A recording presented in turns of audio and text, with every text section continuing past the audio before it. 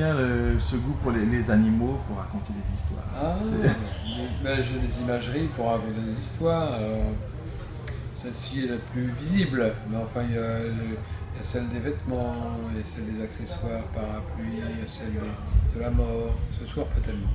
Je n'ai pas fait ces chansons comme ça. Mais il y a beaucoup d'imageries que je manipule pour les objets, pour raconter des histoires, parce qu'une chanson c'est court, il faut planter des personnages et un décor rapidement. Donc j'utilise effectivement les caractères qu'on attribue aux objets, aux animaux pour raconter des histoires.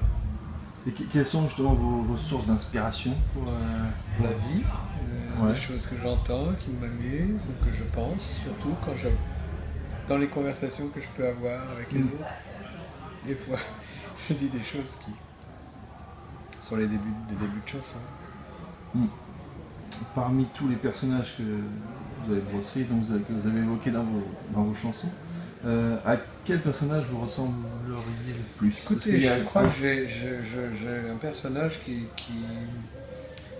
est un petit peu commun à toutes mes chansons, qui est un peu dilettante, très français, parfois paresseux, fantaisiste, un peu râleur, qui aime un peu railler aussi, moquer, mais gentiment, qui a un réflexe de désobéissance à peu près systématique.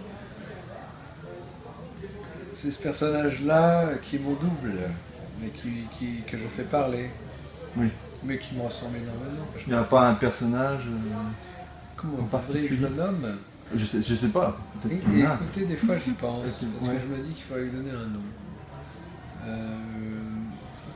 Comme je baptise beaucoup, je baptise les objets, Germaine, ma valise, bref.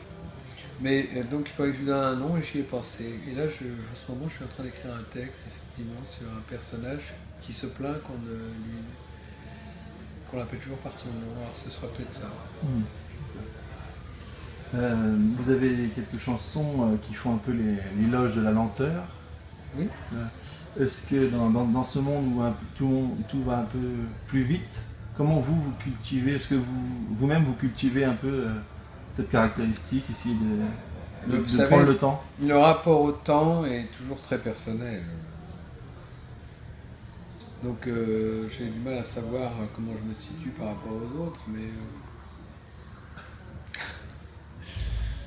oui, le temps de mon époque ne me convient pas toujours. Des références à la Bretagne peut-être apparaissent de plus en plus souvent. C'est vrai que mais c'est-à-dire que j'ai une maison au Finistère dont je vais parler depuis une quinzaine d'années. Donc, vous savez, on fait des chansons pour faire plaisir à ses amis. C'est les gens qu'on aime bien. Donc c'est comme ça que j'ai fait des chansons sur Zaza, sur Saint-Jean-du-Lois, sur l'agneau, enfin toutes ces chansons, ou Curel Lambert. Là, c'est parce que on m'a raconté des histoires, que je les ai développées, ou pour faire des clins d'œil à des amis.